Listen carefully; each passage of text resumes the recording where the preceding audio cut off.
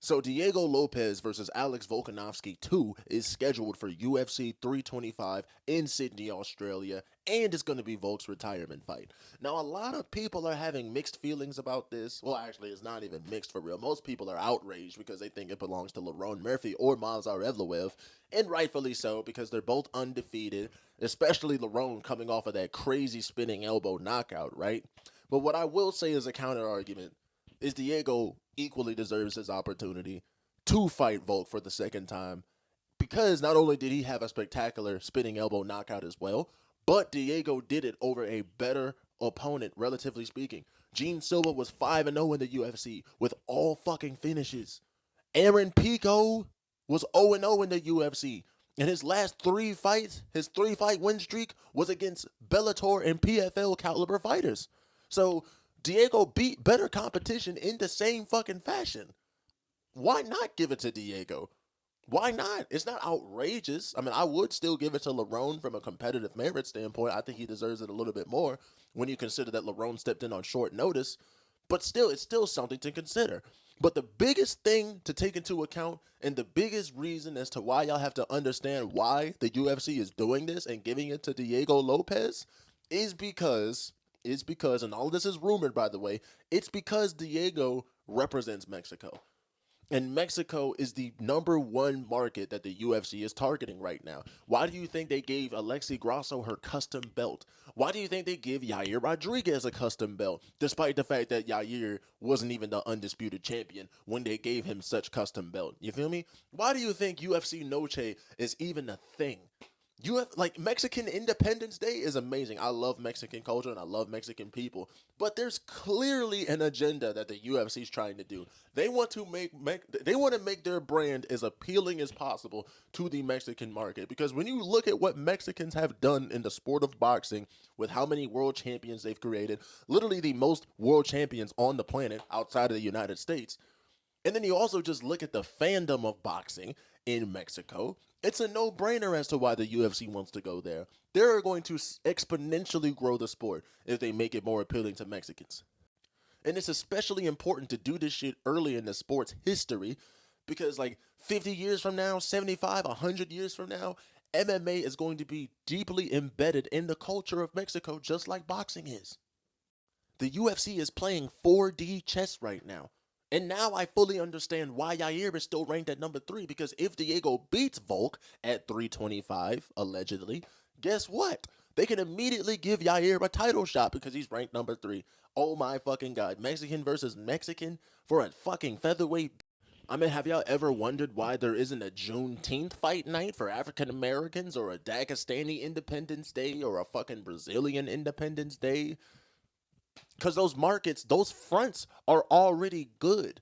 Hella Brazilians watch MMA, especially the UFC. Hella British watch MMA. Hella African Americans, especially middle class African Americans such as myself, already watch the UFC. So there's no point in giving them extra representation. The Mexicans, those guys, our next door neighbors here in the US and die-hard combat sports fans already. We're trying to convert these people. We need these guys watching our fucking sport.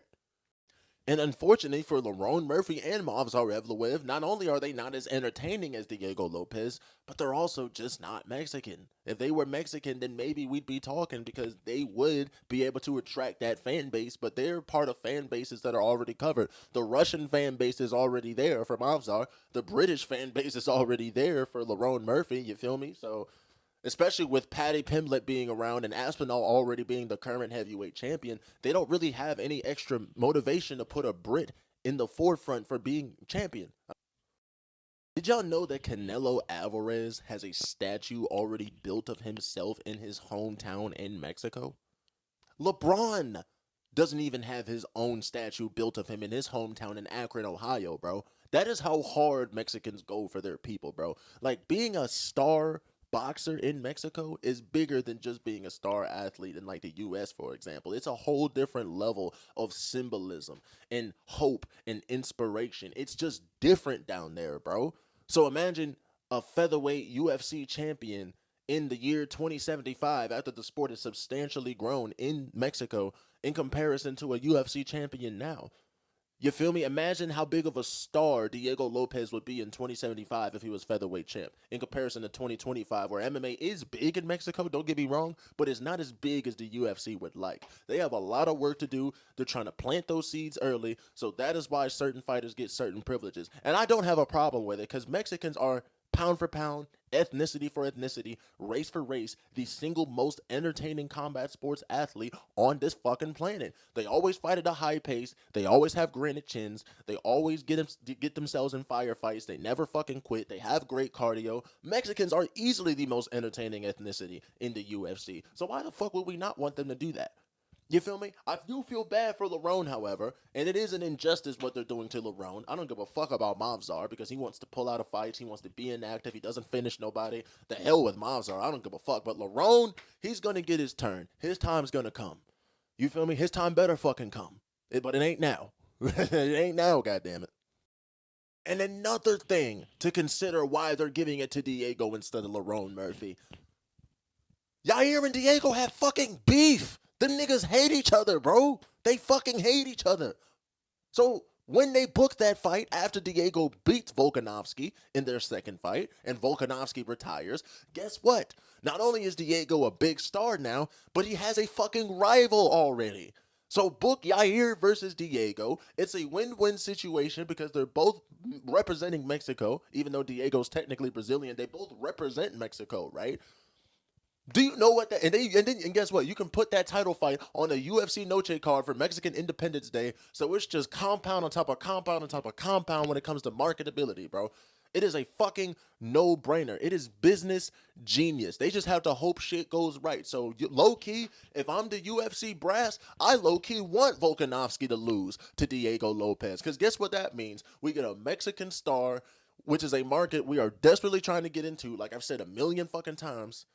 Now we can give him a title shot or give him a title match versus another Mexican star.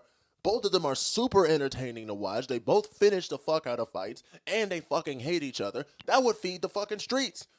And our sacrificial lamb has to be Lerone Murphy and Movzar Evloev? Okay, cool. We'll sacrifice those two because this is a potential super fight we're looking at right now. They're playing 4D chess. We as fans, sometimes we can't think that far ahead. But if I'm the UFC president, bro, that is what I'm doing. It is the smart business move. It is way better for the future of the sport. It's way better for the growth of the sport. It might not be great for competitive merit, but I'm more than happy to sacrifice that because I know in the future, after this banger of a fight happens, guess what? All the fans are going to forget about that shit. They're going to forget that Lerone got finessed. They're going to forget that Movzar got finessed. You feel me? So yeah. But yeah, fellas, that's just about all I got for y'all today. Y'all let me know how y'all feel about this situation. Everything is rumors, of course, but still, leave a like, leave a share, leave a subscribe, leave a comment. Let me know what y'all are thankful for. It's Thanksgiving today, and I'm in here hustling. But let's go for that. I gotta go. I need to eat.